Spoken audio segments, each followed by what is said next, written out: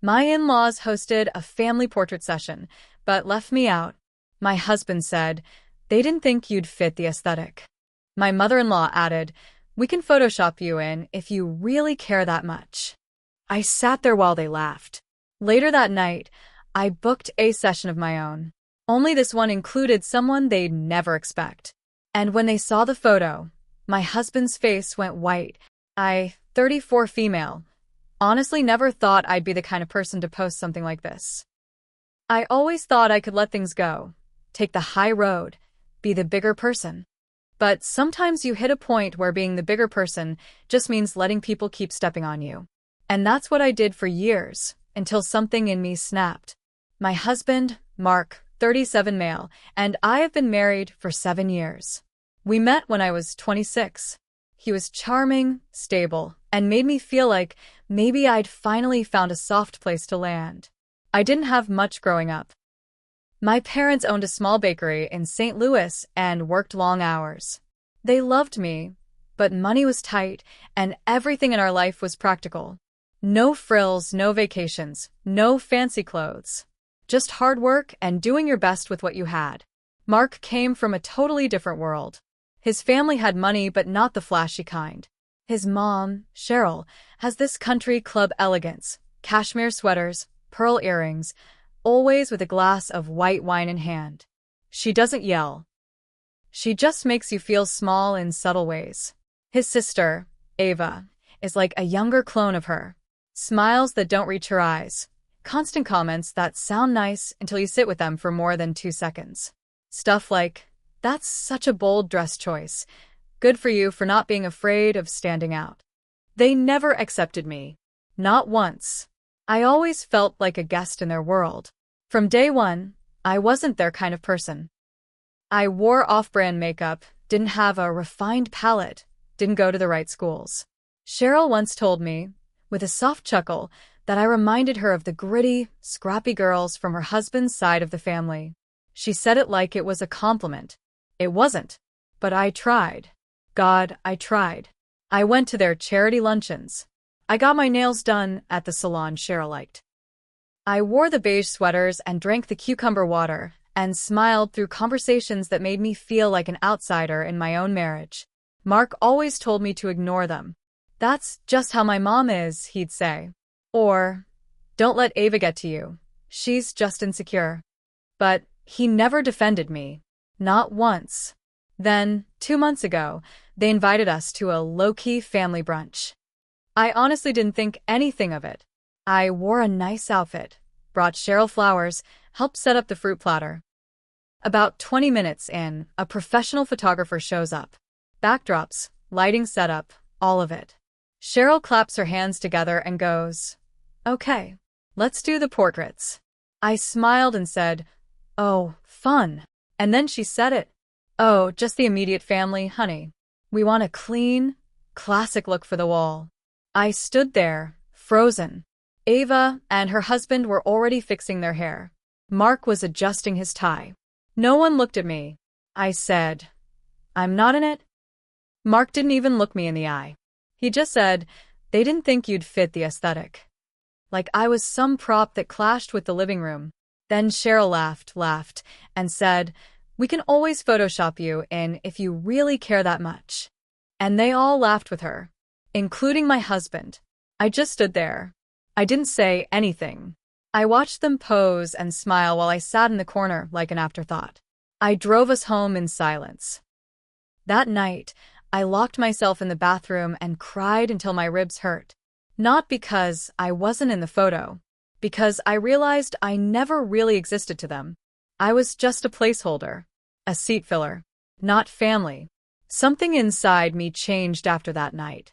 I felt this deep, steady anger, like a fire I couldn't put out. I knew I had to do something. Not yell. Not beg for an apology. Something that would hit them where it hurt. In that curated little bubble of theirs where everything looked perfect from the outside. I remembered someone. My daughter. Yeah, that's probably a shock. When I was 19, I got pregnant. The father bailed. I was in no position to raise a child. I could barely take care of myself. So I gave her up for adoption. It was an open adoption, and when she turned 20, she reached out. Her name is Lila. Smart, kind, funny. She didn't want anything from me. She just wanted to know who I was. We'd been meeting quietly for the past 2 years. I never told Mark. Not because I was ashamed, but because I knew his family would twist it, use it, judge me. So I kept it to myself. Until now. I called her the day after the brunch.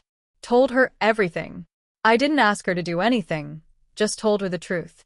She didn't hesitate. She said, "Let's take our own photo." So we did. I booked a session with a photographer friend of mine from college, Dominic. He owns a studio in the Central West End. I told him what I wanted. Not staged, not fake, just something that looked and felt like love. We wore simple clothes. No color coordination, no tight smiles. Just us. Real. There's a photo where Lila's arms are wrapped around me, and I'm laughing into her shoulder. Another where she's looking straight at the camera, her hand in mine like she's saying, "This is my mom." I had it printed large. Framed it in thick oak. And I had it delivered directly to Cheryl's house. I knew she was hosting her annual women's luncheon that weekend. Perfect timing. I included a handwritten note. "For your gallery wall. Here's what a real family portrait looks like. No edits needed." And then I waited. I didn't hear anything for 3 days. No calls. No texts. Not from Cheryl. Not from Ava.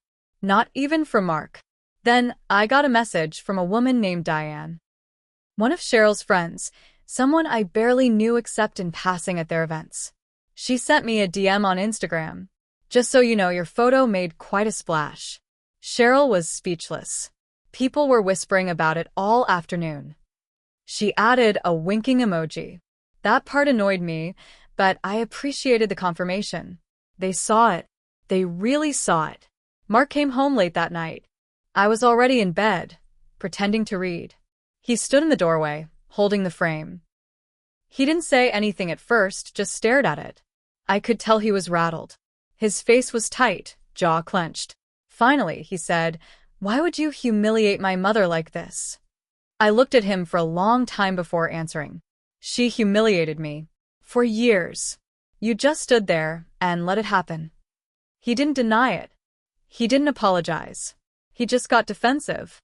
"You blindsided me," he said. "You never told me about her.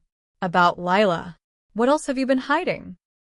I got out of bed, calm but cold. "Don't you dare turn this around. I didn't tell you because I knew exactly what you're showing me right now, that you care more about appearances than people. You let them treat me like garbage. And I let it happen because I loved you. But I'm done playing nice." He slept on the couch that night. The next day, I got a call from Ava. She didn't even say hello. She just said, "That was classless." I asked her what she meant. "You know damn well what." "That photo stunt. Airing your dirty past like that. Do you really think that makes you look better? All you did was make a scene." That's when it hit me. She wasn't just mad about the photo. She was scared.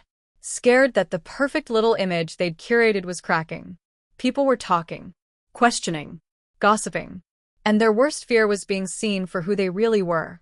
I told her, "Lila is not a secret. She's not dirty. She's the best part of me." Then I hung up. Later that week, Cheryl had Mark come over for a talk. He came back with that fake neutral expression he always wears when he's about to ask me to compromise. "She wants to clear the air," he said. "If you just apologized for how you went about it, I think we can all move on." I actually laughed. "You want me to apologize? After she literally said I didn't fit the aesthetic? After offering to Photoshop me into a family photo, like I was some kind of afterthought?" She didn't mean it like that. "Stop," I said. "Don't defend her to me. Not anymore." We didn't speak for the rest of the night. What he didn't know was that I'd already started talking to a lawyer. I wasn't ready to file for divorce just yet, but I wanted to understand what my options were. What would happen if I left? What I was entitled to? Would he try to take? I started gathering documents. Bank accounts, investment info, the deed to the house. And I started talking to Lila more. Really talking. About my past. About my mistakes. about how I let people control me for too long because I thought love meant sacrifice. She told me something I'll never forget. You don't owe people comfort when they're hurting you. You owe yourself peace. Meanwhile, Cheryl went into full damage control. She had a new photo printed, just her, Ava, Mark, and Ava's kids. Hung it right in the front hall. But Diane told me she saw it and said, "It looks hollow. You can tell it's missing something." A week later, Cheryl made a Facebook post about forgiveness and protecting family privacy. It was vague, but we both knew it was about me. And that's when Lila posted again. A second photo from our shoot. Caption: "You can't be erased from the story if you were the one who wrote the first chapter." It blew up again. And this time, people really started asking questions. Old friends of Cheryl's messaged me quietly, saying they never knew about Lila, that they were proud of me, that what they did to me was cruel. Cheryl started pulling back. She untagged herself from Ava's party photos. Mark stopped bringing me to events. But the damage was already done. The curtain was pulled back. And my anger wasn't gone yet. A few weeks after Lila's second post went viral, I got a call from Dominic, the photographer who'd taken our portraits. He sounded weird. "Hey," he said, "don't freak out, but a reporter reached out to me." My stomach tightened. Apparently, a local lifestyle blog was doing a piece on families redefining legacy and healing generational scars. They'd seen Lila's Instagram, the photo of us, the caption, the emotion. It hit people hard. "They want to interview you," Dominic said. "You don't have to do it, but I thought you should know." At first I was going to say no. I didn't want more drama. I didn't want to feed Cheryl's fantasy that I was some fame-hungry embarrassment. But Lila said something that changed my mind. "They've controlled the story for so long. Why not tell your truth?" So I agreed. Carefully. I didn't name names. I didn't talk about Cheryl or Ava or Mark. I just told my story, getting pregnant at 19, giving up my daughter so she could have a better life, reconnecting years later, and finding peace in a photo that wasn't about appearances, but love. The article went live on a Tuesday morning. It was raw and beautiful. Lila shared it. Her friends shared it. It spread. And then came the call. Mark. He was furious. "You blindsided me again," he snapped. "Do you have any idea what this is doing to my reputation?" That was the moment it clicked. It was never about us to him. Never about our marriage or healing or respect. It was about optics. How things looked. How they reflected on him. I said, "I'm not your PR problem, Mark. I'm your wife. Or I was." Then I told him something I hadn't said out loud until that moment. "I want a separation." There was silence. Then panic. Then rage. He accused me of emotional manipulation. Of going nuclear. Of tearing apart the family. That night, I slept at Lila's apartment. She made grilled cheese, and we watched old sitcoms. I felt more at home there than I had in that house for the last 7 years. But the biggest twist? It came a few days later. From an email. It was from Maggie, Mark's ex. The one before me. We'd met once, years ago, at a work event. She was quiet.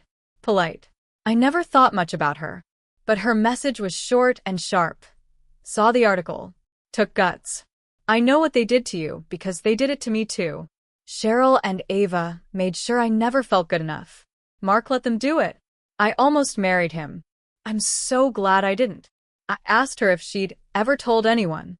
She said, "No one wanted to hear it. They thought I was just bitter. But I always hoped someone would wake him up." So, it wasn't just me. It was always going to be like this. I just stayed longer than she did. It was the final confirmation I needed. I wasn't crazy. I wasn't dramatic. I wasn't imagining the disrespect. I'd been gaslit, undervalued, shut out, for years. And the people who did it? They did it with a smile on their face and a glass of wine in their hand. But now the world saw me.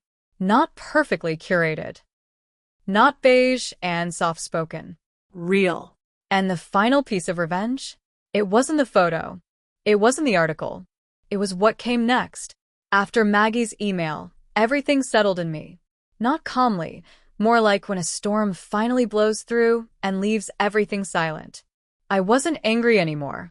I was done. The next week, I had the papers drawn up. Divorce. Mark didn't see it coming. He thought separation meant I needed space.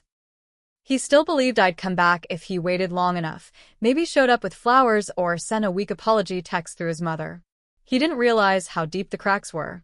When I handed him the envelope, he didn't even open it. He just said, "Are you seriously going to throw away everything we built over a picture?" I finally looked him in the eye and said, "No. I'm throwing it away because when your family told me I wasn't good enough, you agreed." He sat down like the wind had been knocked out of him. But I didn't stop. "You chose comfort over truth. Appearances over love. Them over me. Over and over." He said, "You're just trying to punish me." I said, "No. This is the consequence." I moved out 2 days later. Took what was mine, including all the financial records I'd been collecting. Turned out, during our marriage, Mark had shifted some investments into a private account under his name. He thought I'd never look that deep. But I had a good lawyer. In mediation, we laid it out, every dollar, every quiet little transfer. The lawyer didn't flinch. Mark did. He ended up settling for less than he expected and more than he wanted to give. Cheryl? She tried to show up at the second mediation session. Claimed she was there to support her son. My lawyer asked her politely but firmly to leave the room. She fumed but left. Ava sent me a nasty email after the divorce went through. Said I'd weaponized motherhood for sympathy. That I'd always been jealous of their family. I didn't reply. Instead, I printed out the original portrait of me and Lila, just the two of us smiling, no caption, and mailed it to her in a simple manila envelope. No note. No return address. Lila and I got matching tattoos that month. Just a small heart on our inner wrists. Nothing fancy. Just ours. The article that started it all? It kept circulating. Someone from a national publication even reached out about a follow-up on chosen families. I passed. I didn't need to keep telling the story to strangers. I had already told it to the people who mattered, and the ones who needed to hear it most had already heard it loud and clear. Mark still texts sometimes. Says he misses me. That he's working on himself. That he didn't realize how much damage his silence had done. I believe he's sorry. But that doesn't mean he gets to come back. The last time he texted, I didn't answer. I was too busy helping Lila pack for grad school. She got into a top counseling program out of state. We celebrated with pancakes and wine. Before she left, she hugged me hard and said, "You chose me. Thank you for that." And that was the real revenge. Not just leaving. Not just exposing the truth. But choosing love in a place where cruelty used to live. Their world still looks perfect from the outside. But they know. Behind those beige walls and perfectly curated smiles, they know the truth. And that truth lives in a photo they can never unsee.